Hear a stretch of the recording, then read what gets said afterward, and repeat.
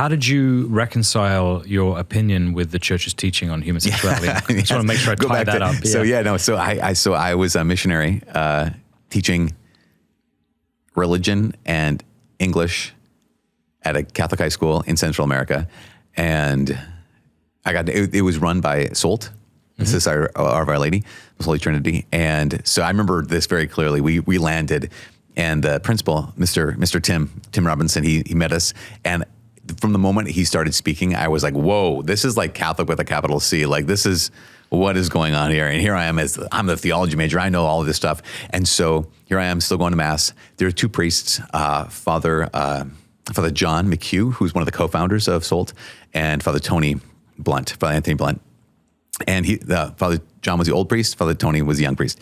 And I'd go to daily Mass, and I would like openly dismiss them. So they'd be preaching, and I'd be like rolling my eyes, doing this kind of like, I can't believe this, And I realize now, up there, you can see all of it. Like, you can see everything. I'm not hiding. Like, no one, I was like, well, they can't see me. They don't care. No, they were ignoring me because I'd be distracting them. We would have missionary meals and sit at these couple picnic tables in their home, every night of the week. And oftentimes the missionaries, other fellow teachers we're all the same age. We're all kind of doing this thing. We'd be asking Father Tony or Father John questions. And I'm down there at the other end of the table, just making fun, like, well, ridiculous. That's dumb. And two things happened that like changed everything. One is I had been there for maybe a month and a half, 2 months. And I got really, really sick. Like so sick. They're like, oh, I think this might be the end, kind of a thing. Like it was, and so I'm laying there in my bed in this jungle area type place. And Father Tony, I would usually describe his days. They would start so early, 5 o'clock. He'd pray. He'd go across the border. He'd be saying Mass all day, bring the sacraments, come back across the border between Belize and Guatemala, and say Mass on the Belizean side at like 7. So now it's 7:45, 8 o'clock, and he's crossing the little dirt alley between the church and his rectory to get some rice and beans. And someone's like, oh, Father Tony, Mike's really sick. And so this guy who I'd been a jerk to for the last 2 months doesn't hesitate. He runs back into the church, gets Holy Communion, gets the anointing oils, runs over to where I am, and he says, would you like to go to confession, receive anointing and communion? And there's so many layers to this. One layer on the side was, I was like, I don't need confession. I'll take the other two things though, which that's a whole nother thing we could talk about later on. But I remember one thought that I had as Father Tony's there, bringing me the anointing of the sick and Holy Communion. I thought, well, maybe Father Tony isn't, my way I could justify dismissing him was, well, he doesn't really know Jesus. Like, he's all about the rules. And I remember thinking, oh, maybe he does know Jesus. Like, that was as if I could be the judge of that, but that's what I was. I remember thinking that. Maybe he does know Jesus. I should give him another chance. And so it took me a couple weeks to recover. I recovered, and I was like, I'm going to give him Father Tony another chance. Like, he came to my bedside when I was sick. And then I saw him, and I was like, I hate that guy. It was just one of those. But a couple weeks later, this is all happening in this first semester. You thought you hate that guy who was coming to help you? Well, because I just what a dummy. Why would you think that if you were so sick? I would think you'd be grateful. I did. I was grateful initially. Oh. And I was like, oh, wow, maybe he does know Jesus. This is amazing. He came I know his long day, and he ran, even though I'd been a jerk to him, he ran over to that thing. And then I see him again, and he'd say something about like the truth. Oh, this is after you'd recovered? Yeah. Okay, yeah. So after I recovered and went to Mass, I'm like, he's wrong again. Mm-hmm. So I didn't hate him, but it was like, he just, thinks he's right still. Yeah. So a couple weeks later, every other Tuesday night, Father Tony would teach the teachers. And one night he was going to teach on Humanae Vitae, right? Pope Paul VI's document on openness to life. And I was like, I'm not going to go to that. That's ridiculous. And I was like, you know what? I am going to go to that, and I'm going to destroy him. Like, I'm going to blow him out. I have a degree in theology, So I remember going into this classroom and like ready for a fight, like bring it on. And I thought he was I don't know what I thought he was going to say. Maybe something like, well, the Pope says this, therefore we have to obey it. But he just started with this kind of natural law. He said, he wrote on the board, we all know this, right? Like, yeah. And we all know this. Yeah. Well, therefore, and he connected the dots.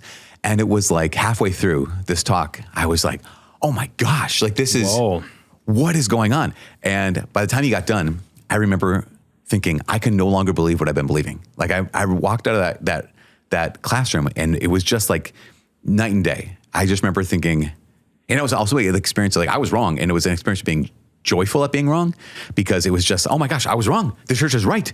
And then it was this kind of painful, but great search for like, where else do I think I'm right and the church is wrong? Where else is could the church be right? And it started me on this path of like, oh my gosh, the joy of being wrong was what it was in that moment. And I'm so grateful in God's providence in so many ways. The next day, still rough around the edges. So the next day, lunchtime, go over to the rectory to get some lunch quick.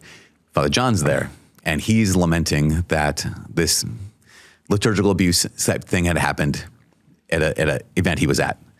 And here I am going, ha, ha, ha, well, that sounds like a good idea, whatever, being a turd again. And so I leave to go back to school. And he goes on the porch like, Mark, he's from Oklahoma. Mark, you come back here for a second? And I'm like, sure. And then he was this man co-founded SOLT. He's been a priest in this place for years. When the priest he replaced had been murdered. Wow. And no one else would go there, but Father John would go. And so like this man, and he's visibly agitated. He's like, I don't know how to ask you this. I just, I just have to know, you're teaching religion at our school. Where are you at when it comes to the church's teaching on contraception? And I was like, oh yeah, no, I'm in. I'm down. Like, it was one of those where that's the one thing that I had already, for the last previous 20 hours, had been like, yeah, I'm on board. And he asked me, because he was getting ready to send me home. Like, had he heard something? They just had seen all me being such a, so that was that started this whole process of being open. To get the kind of follow-up coming with this is so being open, the next semester is when I, in prayer, discerned, oh, God's calling me to go to seminary. So then that's the rest of that story. The next summer, so I already had 1 year of seminary. 2 of our missionaries were getting married to each other. And so Father John and Father Tony had come up from Central America to be at the wedding. And I caught them in the parking lot.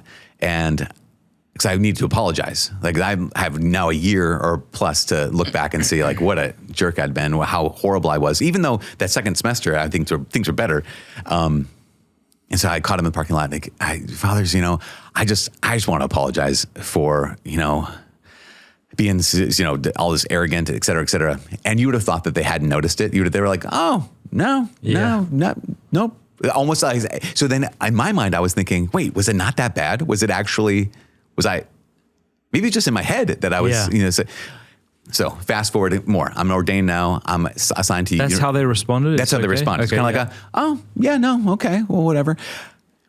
Fast forward, I'm ordained. I'm assigned to the University of Minnesota Duluth. A couple of our students graduate and join SOLT. Mm-hmm. And so one of our students, Father Tony is her formator. He's her spiritual director. And she's like, oh, Father Tony. And Father Mike he was my priest back in Duluth. And he says that he was kind of a jerk to you and Father John. And she said, he sat back in his chair and he put his hands over his face and started rubbing his forehead. Good son. And he said, the number of nights that Father John and I stayed up talking and praying about, what do we do with this guy? Like, do we send him home or what? He can't, why? We're letting him teach in the school. Like, he said it was a big deal. So that like parking lot thing that was my perception. They were being nice to me, okay. but they were like, yeah, no, it was, we were going to send him home. Which is really fascinating. A couple of years ago, I was in Detroit. Father Tony's assigned there now. He's in Detroit at a parish. And he had me come over to the House of Formation. We hadn't really seen each other much. And to just kind of have dinner with the guys in formation and kind of tell them stories. And so I was recounting this whole thing. Father Tony's like, oh, you missed a bunch of stuff. Like, what did I miss? He said one thing in particular. He said, that night that he gave the talk on Humanae Vitae, he said, I got done and any questions? And you put your hand up and you started asking about priestly celibacy, like why priests have to be celibate. And I remember standing there thinking, this has nothing to do with the talk I just gave. This has nothing. And I had forgotten that completely. But looking back on it, I remember, I was running like this. I wonder if I needed an excuse to be angry at the church, because if I was angry at the church, then I could not do what God's asking me to do. Does that make sense? Yeah. And so here's, wow, this pillar got knocked down about contraception. Do you mean running from the priesthood? Yeah, I think so in some ways. And then it was just one of those like, wow, okay, I can't remember that now. So I was trying to find something to grab onto that just would be. Yeah. And then he said, a couple weeks later, he said, I don't know if you remember this. All the religion teachers were going to Belize City for some kind of conference, and I was going to give a talk, and Megan looked over and said, Father Tony, what are you talking about when we get to the thing? And I said the name of the talk and the topic, and then I said, Mike, what do you think? What do you think about that? And you looked at me, and you smiled, and you said, I think that sounds really good. And I had never seen you smile at me before. And I thought, what is going on in this guy's life? And I just think, oh my gosh, Lord, thank you so much. Like my spiritual director once, I had told him the whole thing. I told him about that one night where Father Tony came over to offer confession, anointing, and communion. And it was like a couple years later, he brought it back up. And he said, I want to bring this, you mentioned this when we first met. You told me your story. I want to tell you that when you told me that part of the story, like my blood ran cold. Because you know this, right? You know that if you would have died, you probably would have been lost to God forever. And I was like, oh my gosh, here I am. Here is God offering me his mercy. Like literally coming to and whenever I think of someone who says like, on my deathbed, then I'll have, I'll go to confession on my deathbed, or I'll have this kind of, like I was, for all intents and purposes, on my deathbed. Nah, it's okay. I'm still going to do what I want to do. And I just think, oh my gosh, Lord, he's been so good to me. And because of that, there's not one person that they have that, they've drank the Kool-Aid of whatever the ideology is right now, whatever the movement is right now, whatever their hatred is against Jesus or the church right now, that I'm like, wow, no, that was worse. Hey, thank you very much for watching that. This is the part of the video where I ask you to kindly like and subscribe. And if you want to go one step further, offer one Hail Mary for the work of Pints with Aquinas and all the people that we are reaching. God bless.